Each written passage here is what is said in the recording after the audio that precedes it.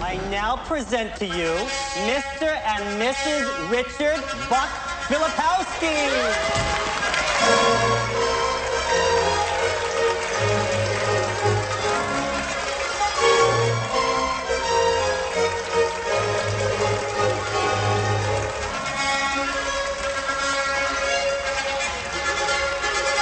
Experiencing something in the present day that is a trigger to something that is very emotionally charged for us. So now we have become even more disconnected from the reality of what actually is.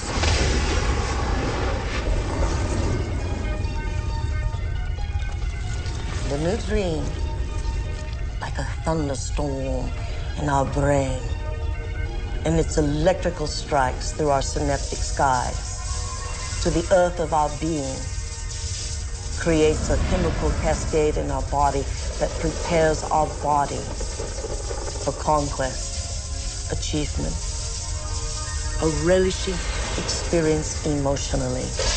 But we would have no conquest.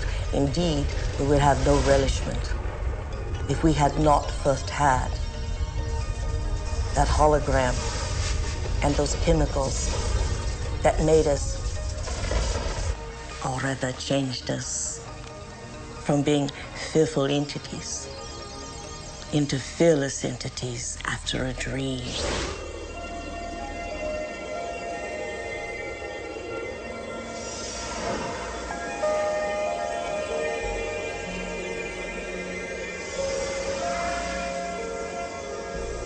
The frontal lobe is the crowning achievement of the human brain. Frontal lobe. This frontal lobe allows us a distinguishedness to change our minds. Through the workings of the nervous system and the particular way that it implements quantum effects. Very distinct, specific way, not general, not fuzzy, not imprecise. That it absolutely does open the door for free will being a possibility that does not violate modern scientific tenets, and that's consistent to a certain extent with people's subjective impression that we do have free will. What separates us from all other species is the ratio of our frontal lobe to the rest of the brain. The frontal lobe is an area of the brain that's responsible for firm intention, for decision making, for regulating behavior, for inspiration. It is the seat of what causes us to take information from our environment and process it and store it in our brain to make decisions or choices that are different than the decisions and choices that we've made in the past. The brain is made up of tiny nerve cells called neurons. These neurons have tiny branches that reach out and connect to other neurons to form a neural net. Each place where they connect is integrated into a thought or a memory. Now, the brain builds up all its concepts by the law of associative memory. For example, ideas, thoughts, and feelings are all constructed and interconnected in this neural net, and all have a possible relationship with one another.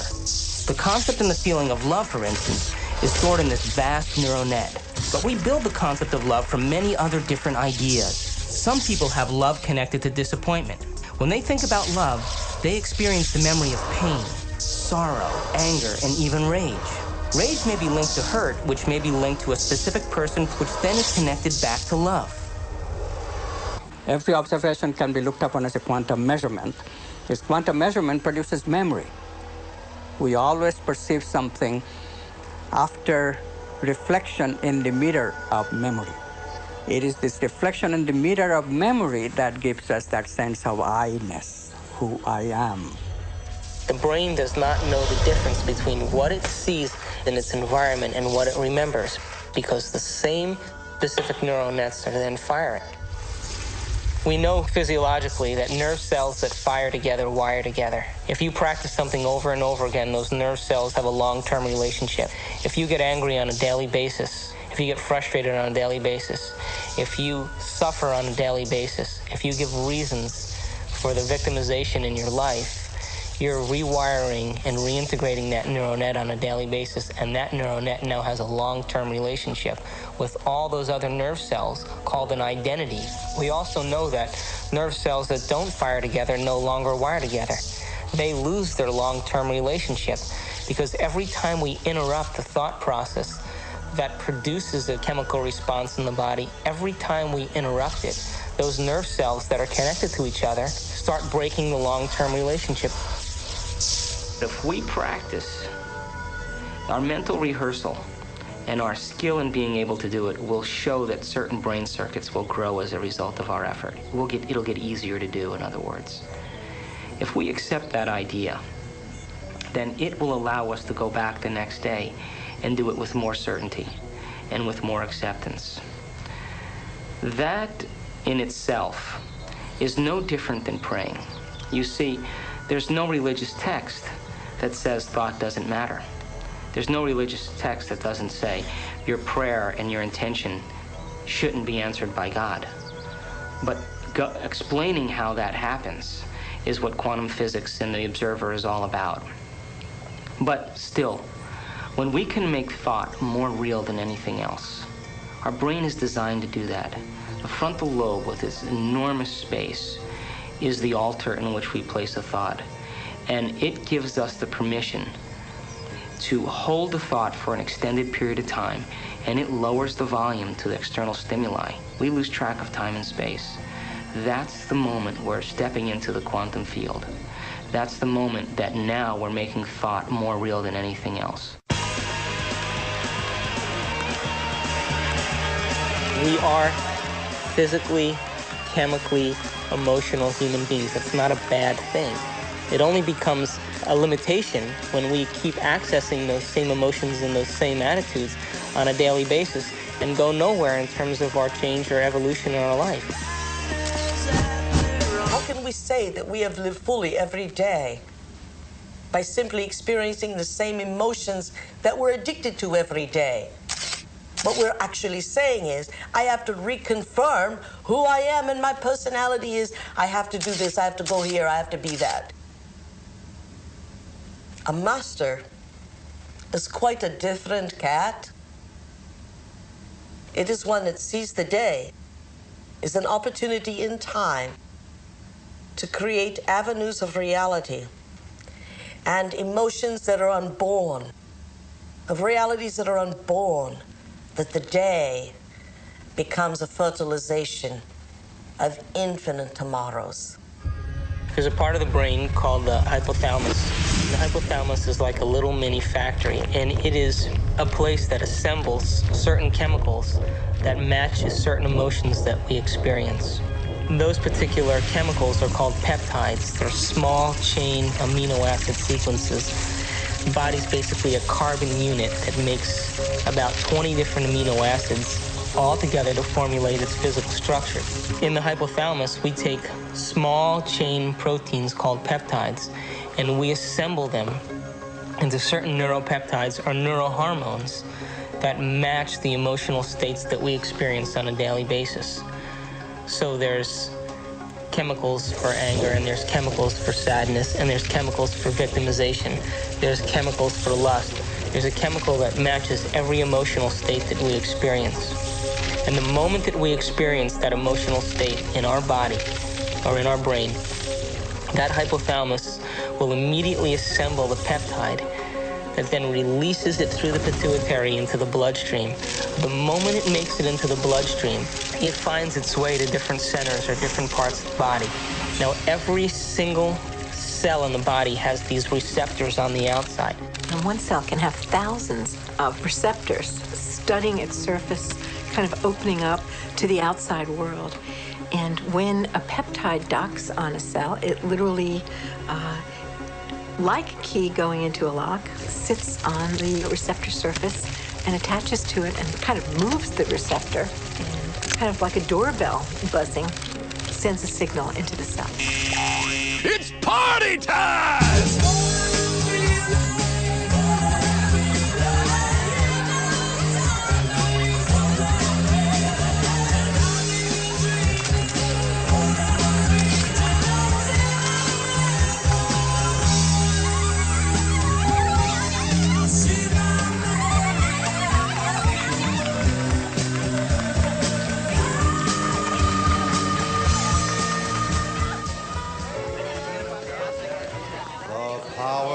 what happens in adulthood is that most of us who've had our glitches along the way are operating in an emotionally detached place, or we're operating as if today were yesterday. What is it? Mixed.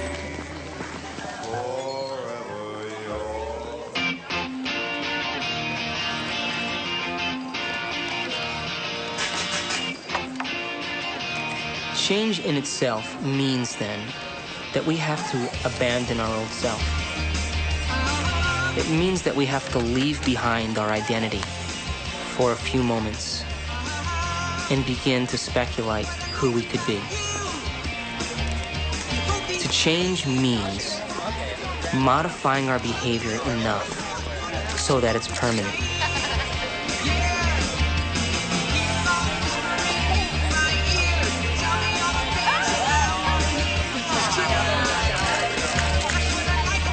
Our experiences color what we know. So there is no completely objective appraisal of anything, because our appraisal of everything has to do with our previous experiences and our emotions. Everything has an emotional weighting to it. We've gone from emotions being these spiritual, immaterial things to things, they're not even things, to actual molecules with molecular weights and peptides with sequences and structures. Science knows now that the hypothalamus makes neuropeptides, and those neuropeptides are strong chemicals. Well, here's the story of the peptide in the cell.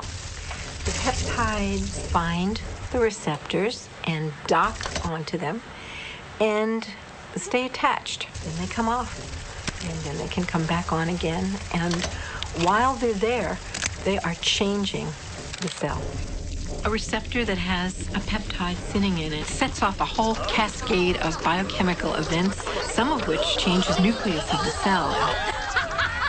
Each cell is definitely alive, and each cell has a consciousness, particularly if we define consciousness as the point of view of an observer. There is always the perspective of the cell. The cell knows where it is, the cell knows where it's going, the cell knows what proteins it's making, the cell knows whether it's about to divide or whether it's in a program to stop dividing. In fact, the cell is the smallest unit of consciousness in the body. I'm hungry. The cells are yelling up to the brain saying, "Hungry! We haven't gotten our fix today." And it's going to start sending impressions to the brain, and the brain is going to start to formulate imagery. It's going to sound like voices in our head. I'm hungry. To think of a reason why we should be depressed. Hungry. Think of a reason why we should be confused. Think of a reason for our own suffering. And the body's going to be telling the brain that it's not getting its chemical needs met. And so the brain will then activate and start going to our past situations and flashing pictures to our frontal lobe. Oh yeah! We've commandeered an entire serving planet!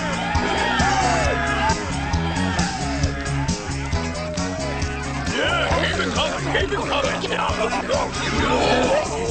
Oh yeah! But my definition of an addiction is something really simple. Something that you can't stop. We bring to ourselves situations that will fulfill the biochemical craving of the cells of our body by creating situations that meet our chemical need. It always happens to me.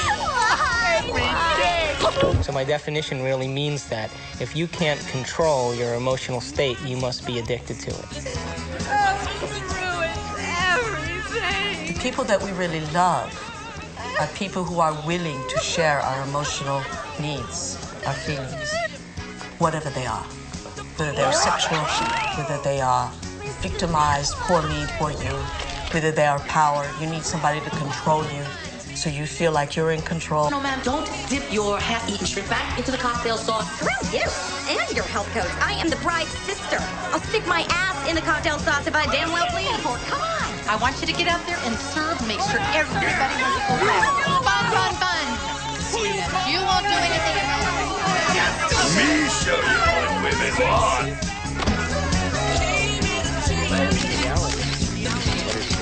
What is reality? How do we know there's reality?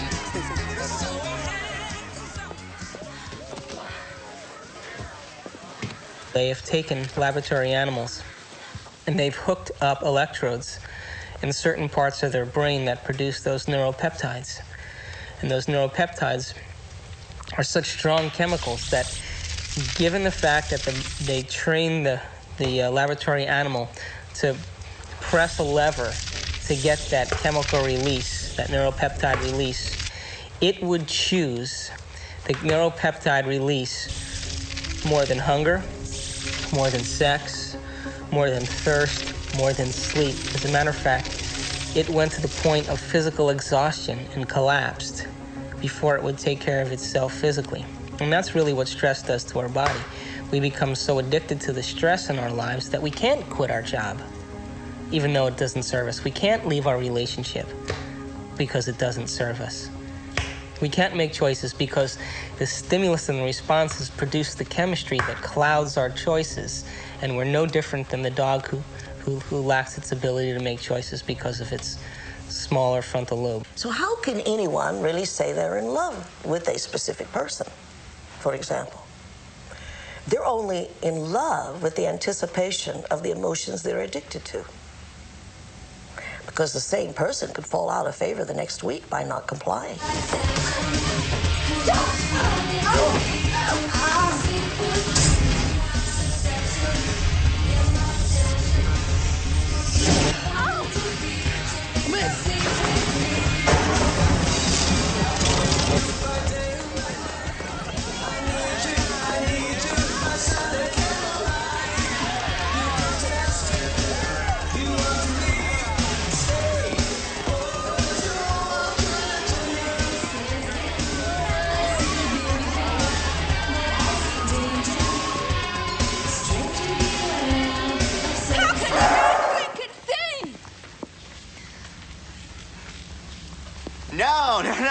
No.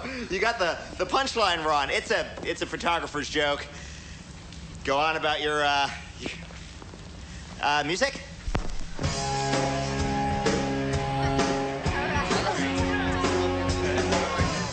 Okay. Right, I thought that could have been some girl. When? Now. I was with the groom. Hey, I can read it. I was with the groom just now. Yeah, he loves Paulette. Where?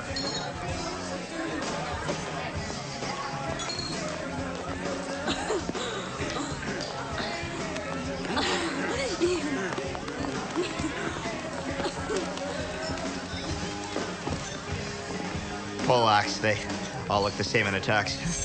Everybody secretly is an adventurer. Everybody loves the adventure. It's just taking that first step. And once they have the moment of insight, that moment of insight carries frequency. It carries a message. The cells of the body are enlivened by possibility. They're enlivened by unknown potentials. They're enlivened by a future history or future opportunity that may be down the rabbit hole a little further. And if they allow themselves to experience the quandary and the mysticism and the possibility that when they emerge from the rabbit hole, they're a different person. And now they go back into their world. And because they've processed that information and left footprints in the mind and in the brain, their perception of the world will never be the same. How can we say that we have lived fully every day by simply experiencing the same emotions that we're addicted to every day? A master is quite a different cat. Another drink? It is one that sees the day as an opportunity in time to create avenues of reality and emotions that are unborn, that the day become infinite tomorrows. To the groom! To the groom.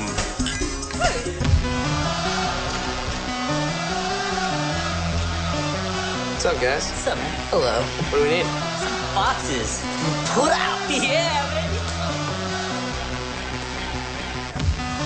Yes, it's a psychosomatic network, and yes, some of us, you know, particularly adolescent boys are, you know, under the control of lower centers.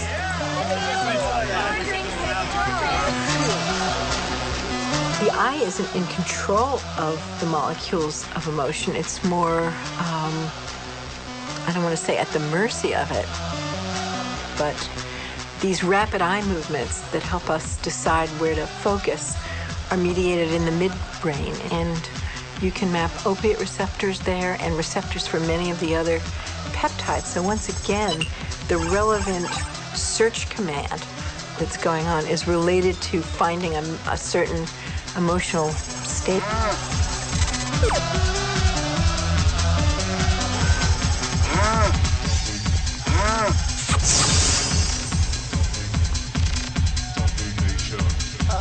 Oh, God.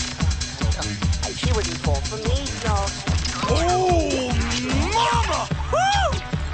What the hell are you waiting for? Come on, you little pussies! Jeez, I can't believe you guys! What are you? Oh, come on, just get the hell out of the way! Hi there, honey! Come on, baby, you know you want it. Oh, don't give me that look.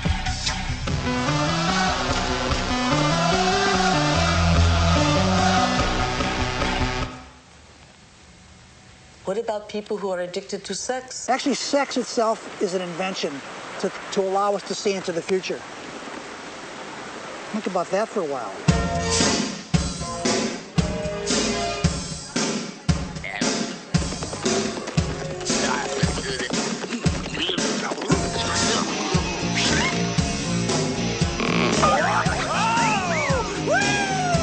Hello there, big boy.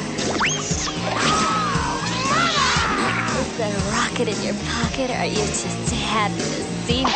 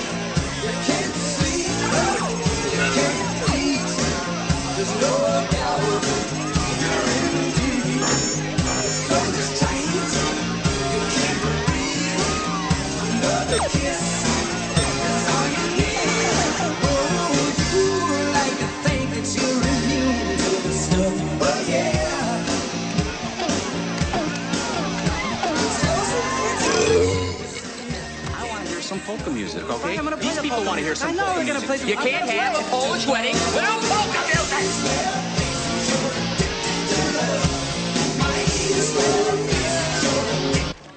No, would you leave it alone? Keep your How can you have a Polish wedding without any Polish music? Keep your hands off my equipment!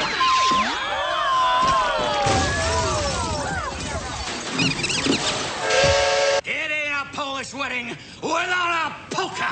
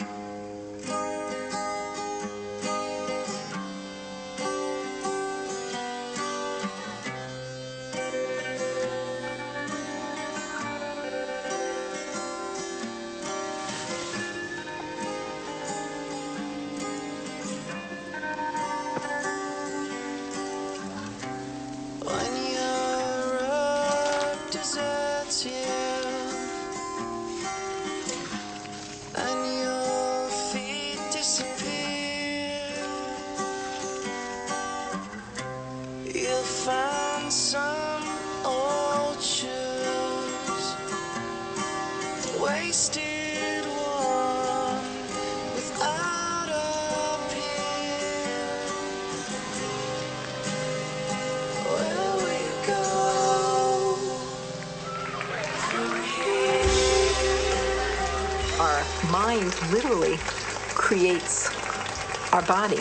But it all starts in the cell. And who gives the cells the order? The orders come from the neural net in our brains, which are based on the experiences and information that we've logged in there.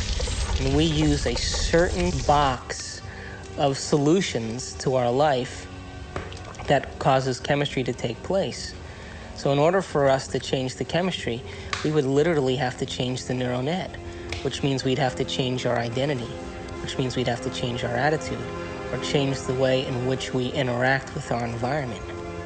And every time we keep being the same person and keep experiencing the same attitudes, all we're doing is reinforcing ourselves as our identity.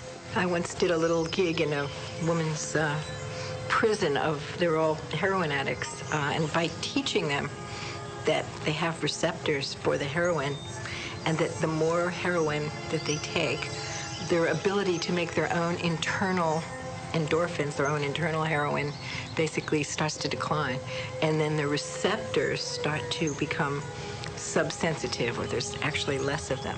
So there's these actual changes, and then this new information about how less brain cells are being made, so that people get kind of, in all addictions, they get stuck in old patterns. The person's mental life becomes dominated by pain, such that everything that they perceive is colored by the pain.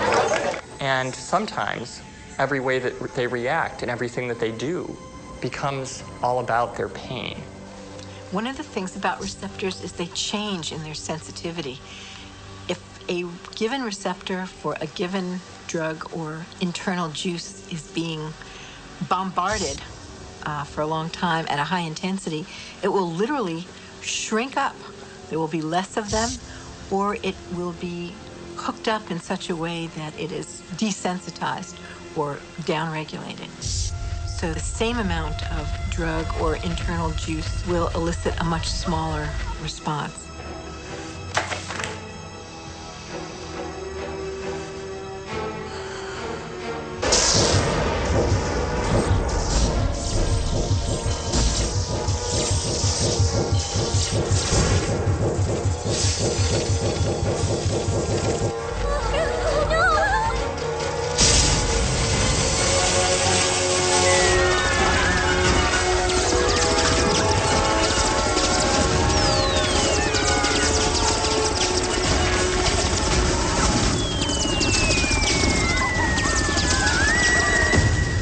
Bombarding the cell with the same attitude and the same chemistry over and over again on a daily basis. When that cell finally decides to divide, when it produces a sister cell or a daughter cell, that next cell will have more receptor sites for those particular emotional neuropeptides and less receptor sites for vitamins, minerals, nutrients, fluid exchange, or even the release of waste products or toxins. Now, all aging is a result of improper protein production. What happens when we age? Our skin loses elasticity. Well, elastin is a protein. What happens to our enzymes? We don't digest as well. What happens to our synovial fluid? Those are proteins. They become brittle and stiff. What happens to our bones? They become thin. So all aging is a result of improper protein production. So then the question arises, does it really matter what we eat? And does nutrition really have an effect if the cell doesn't even have the receptor sites after 20 years of emotional abuse to even receive or let in the nutrients that are necessary for its health?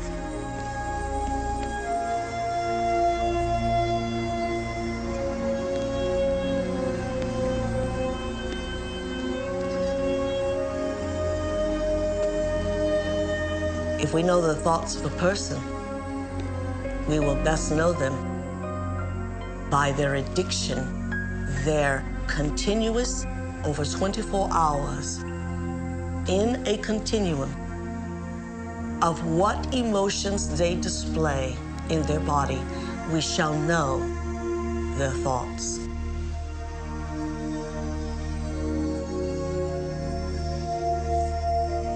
I hate you.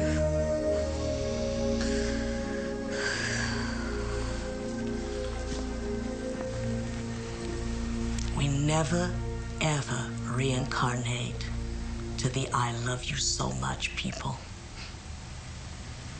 We always reincarnate to the situations of why we hate ourselves.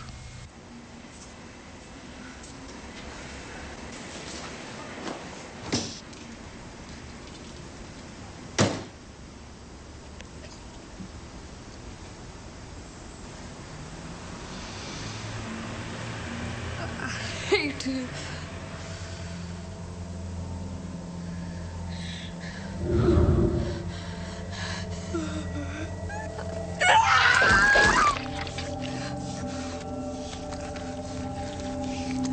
You get it? You're fat! Look at you! You're ugly! You're worth nothing! You get it all! I hate you!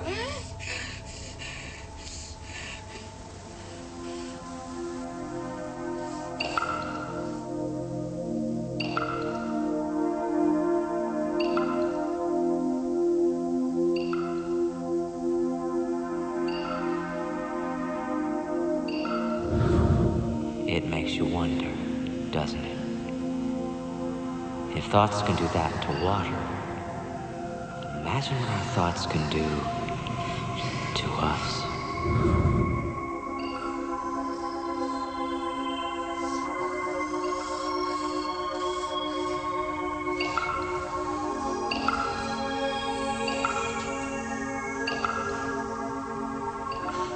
No one has ever came along and ever given you sufficient, intelligent knowledge about your beautiful self, how you work from the inside out.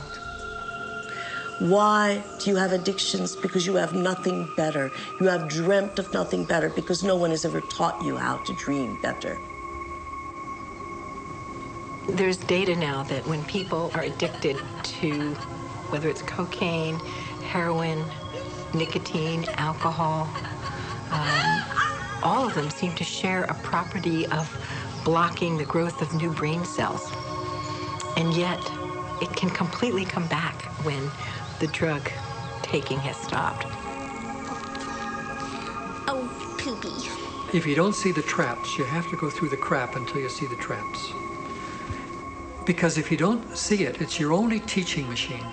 It's your only way for you to come to understand something new. So the universe brings these things to your door, and there is learning in them for you if you are willing to reflect upon them and think beyond the rigid mindset. Can I?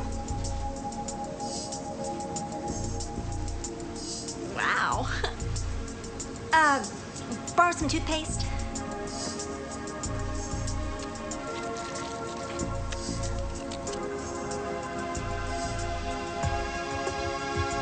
Thanks.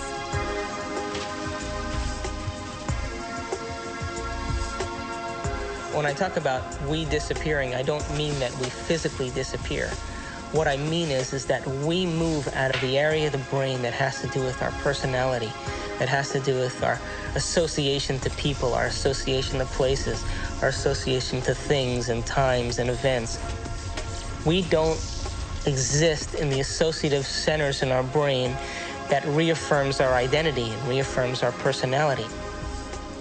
We now have science to back up what our thoughts do and how they make our bodies weak. A lot of scientists who are actually studying this with behavioral kinesiology and other ways, showing that thoughts make your body weak. And thoughts pretty much create your reality. They create what you're going to think about yourself. If you're fat but you think you're wonderful, you'll be wonderful. But most women we're compared all the time with impossible images, from Barbie to models. And so we think that our whole currency is how we look and how other people are going to perceive us. And we're always up against impossible standards. What is relative to their own emotional addiction are movies and dramas and news and all the media that is so beautiful today and providing people with experiences without having to be there. And yet, that does not define human greatness. They're so hypnotized by their environment through the media, through television, through people living and creating ideals that everybody struggles to become, that no one can actually become in terms of physical appearance and definitions of beauty and valor, that are all illusions, that most people surrender and live their life in mediocrity. And they may live that life, and the soul may never really, their desire may never really rise to the surface, so they may want to be something else. But if it does rise to the surface, and they ask themselves if there is something more, or why am I here? What is the purpose of life?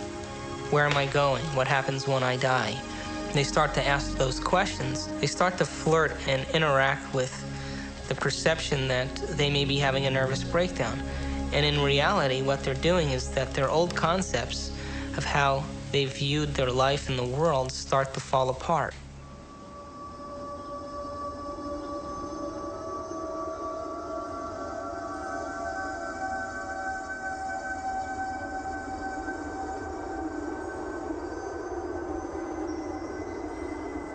That's why very few people make this journey, because it's deeply unsettling. All of the molds that we have lived by have to be broken, and we have to liberate ourselves in this way. And sometimes there's an awkward period between the comfort that we knew before and the real state of comfort when we are the Lord of our being, which follows that interval of chaos. Most people, when they get into the chaos, give up hope and go back to the old false securities. They get to live a reasonable life and they get to die in some sort of peace, but they haven't advanced spiritually at all in that experiment that we call the life.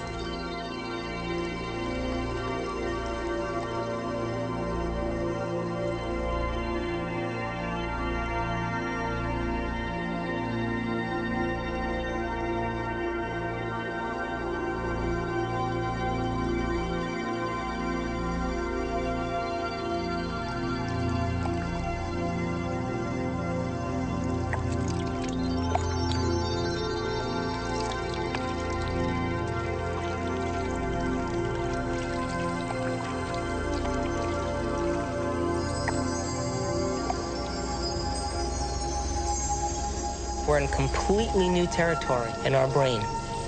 And because we're in completely new territory, we're rewiring the brain, literally reconnecting to a new concept.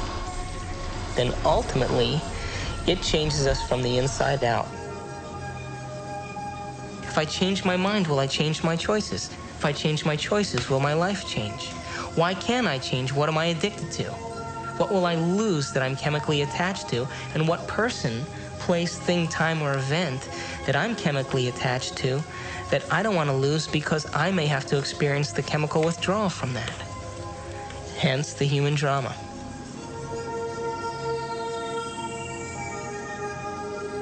This life is but a page in an enormous book in which we will always be who we are, but always with the inherent needling of ambitious pursuit, a pursuit that takes us from the boring tedium of self-reflection, of self-hate, and to self-creation of new dreams. And we are ambitious gods.